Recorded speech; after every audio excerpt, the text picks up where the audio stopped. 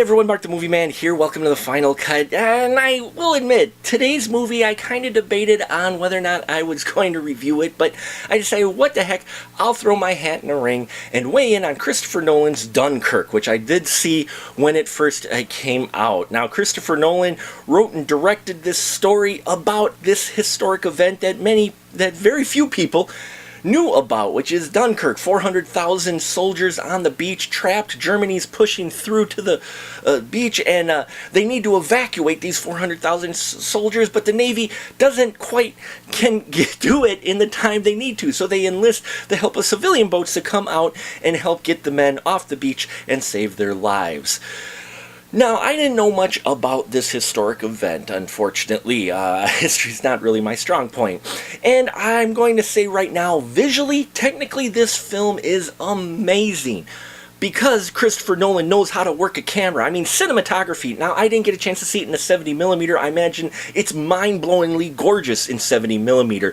Christopher Nolan does great in the shots and the way he has things framed.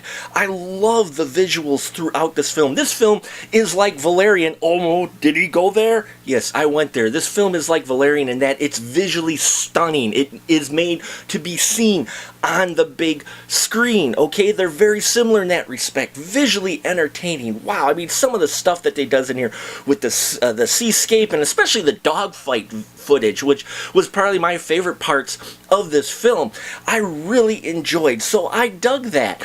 Now, what he does do is take a non-traditional approach to this film as far as telling the narrative, which I found a lot of people, and I wasn't the only one who I talked to, you spent a good chunk of time at first trying to figure out the order of events, and it was a bit jarring. So much, in fact, it took me a bit out of the film, because you're trying to sit here going, wait, why is this scene now night instead of day? And I understand, he tries to set it up in the beginning with these title cards, but I'm going to tell you right now, this narrative is out of order. So you're just going to have to sit there and watch, and eventually things come around as they all get closer together to make sense. But I tell you, that first act was jarring and a little bit distracting in the way he did the narrative there.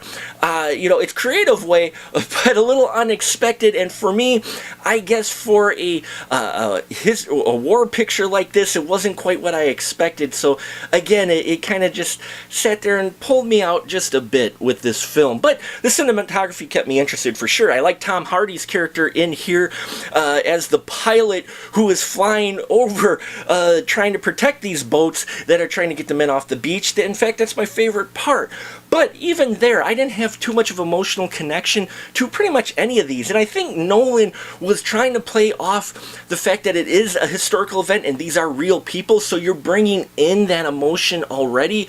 But for me, I didn't really feel, we're never spent a lot of time with most of these characters enough for me to really feel much for any of these characters, unfortunately. I felt bad for them, sure, but I wasn't like really into the characters as we have in prior war pictures like this. So there's a little bit of a disconnect, I think, for me, way he executed this film. Again, technically fantastic, but with the kind of jump around narrative and the fact that I didn't really have that connection with most of the, any of the real characters in here, it felt more like a very well shot, well crafted History Channel show, if you will. And I'm not slamming it. History Channel does great stuff, but for me, I just didn't quite feel it, and it wasn't like, oh my god, best of the year overall film. But technically speaking, yes, the way it was shot, it's going to probably win a lot of technical awards for sure for the Academy this year, or it should, because the way things are shot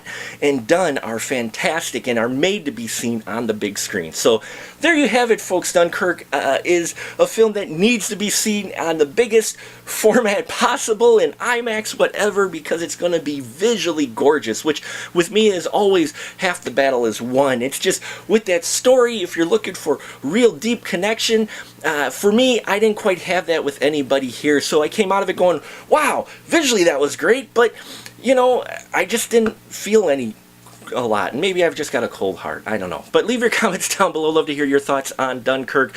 I appreciate every single one of you. And until next time, keep that ticket stub.